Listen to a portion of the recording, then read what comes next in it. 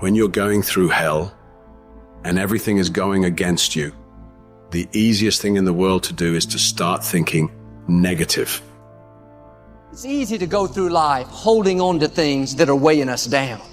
Guilt, resentment, doubt, worry. The problem is when we allow these things in, they're taking up space for the good things that should be there. Imagine your life is like a container. You were created to be filled with joy, peace, confidence, creativity.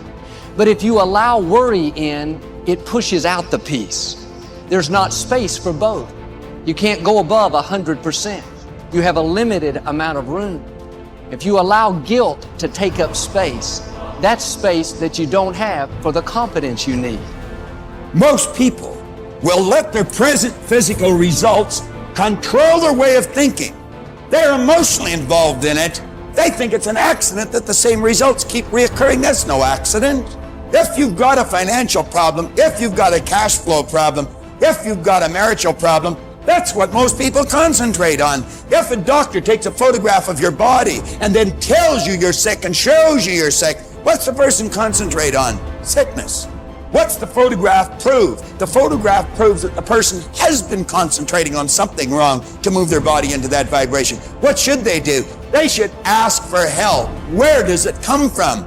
There's only one source, and they see perfect health, or they see prosperity. But the cynics don't believe this. And it's a strange thing, the cynics don't get results either. Quit letting your present results control your thinking. Don't let life change your name. Don't let it change your name. Don't you be nasty just because they're nasty. Don't you be hateful just because they're hateful. Don't you be vengeful just because they're vengeful. Don't lose yourself in your situation. Don't let your situation eat up yourself. You got to get grounded. You got to train your mind to serve you. Meditation is one of the ways in which you can do that. Reading is one of the ways that you can do that. Listening to music is one of the ways that you can do that. Exercise is one of the ways in which you can do that. Things that you can do to still your mind, to clear your thoughts so you can think.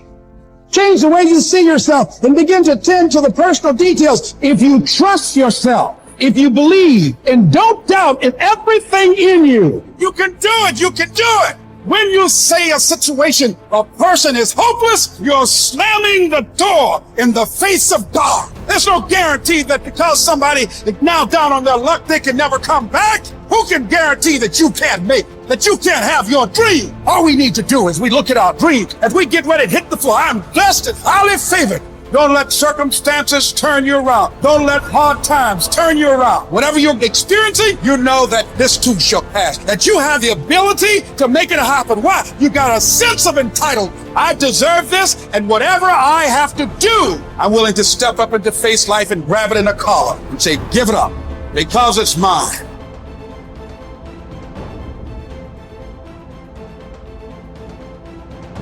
People think there is something called as negative thought and positive thought.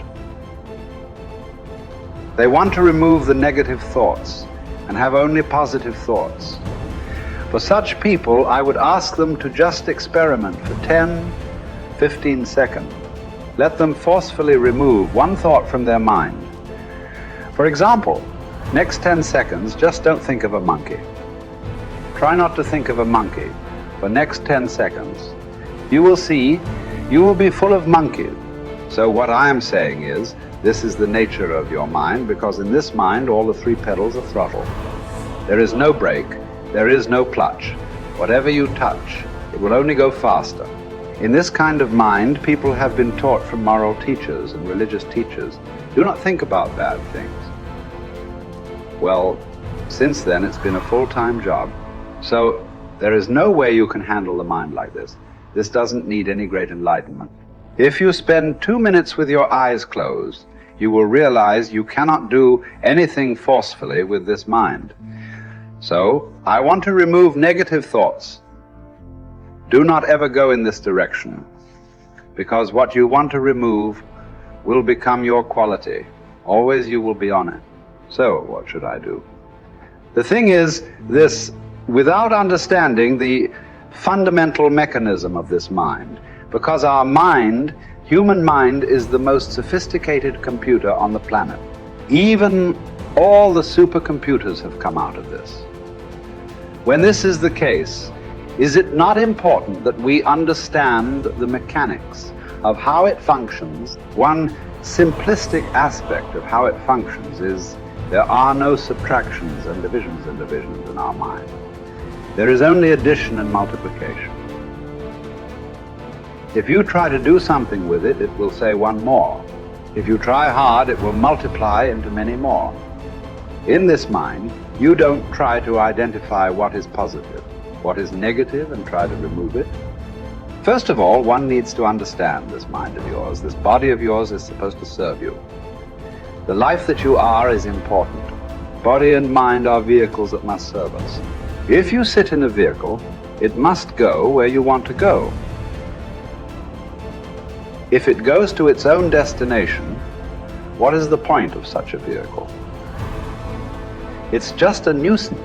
Right now, most human beings are unfortunately experiencing this fantastic possibility of human mind as a nuisance, as a troublesome thing. Well, this is the most beautiful thing you have. There is something called as you which exists. This is not a composite of all your thoughts and emotions and physiological processes. Beyond that, there is you. If you close your eyes, even if you cannot see anything, you're still there. It is through the window of your eyes that you are looking out. But if you close your eyes, it doesn't mean that you don't exist. You still exist. So beyond your thought, you still exist. Beyond your emotion, you still exist. So that you, the life that you are, this has to come into your experience. Why is it that you're not allowing that to come into your experience, which is the most significant aspect of who you are?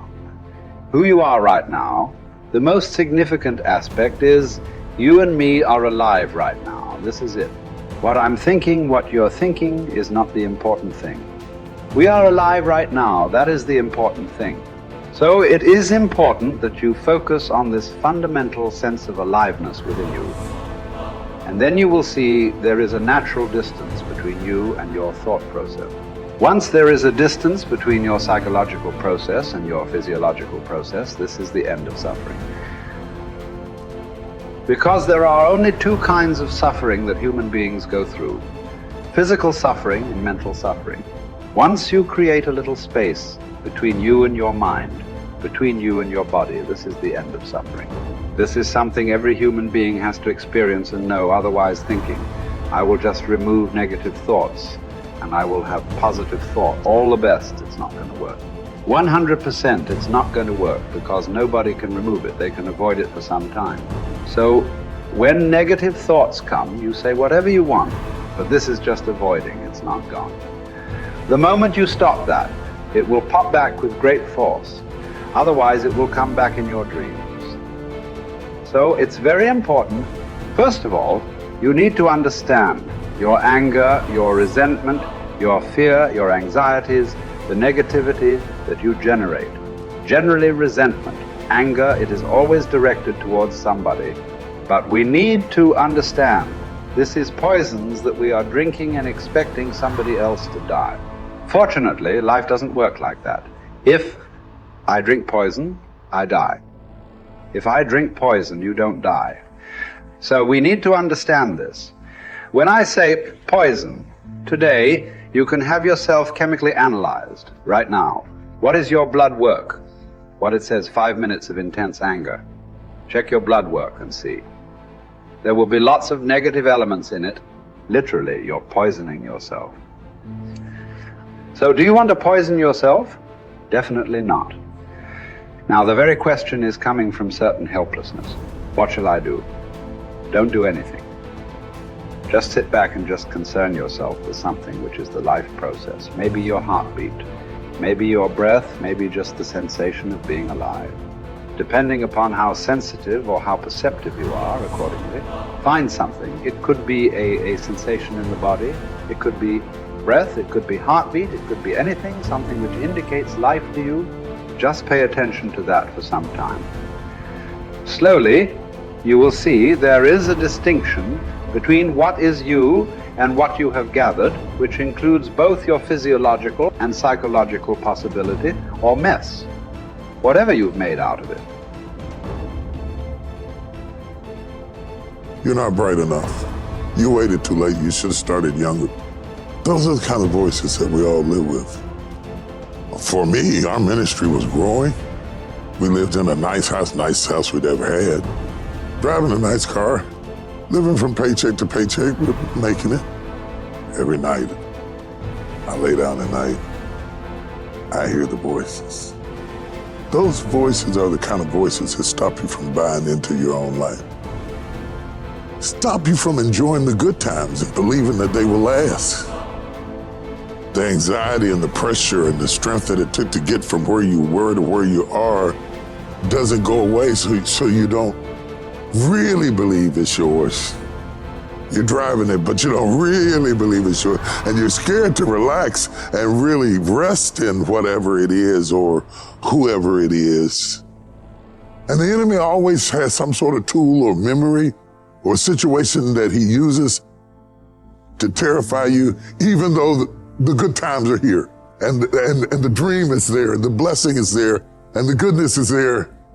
But there's always this haunting, nagging defiance that says, don't you relax. You're not worth it. You don't deserve it. And it's not going to last. Resting in what God has done is often more difficult than receiving what God has done. To rest in it, to believe that it will last, to believe that you will last, that love will last, that life will last, that good times will come, that things will be better.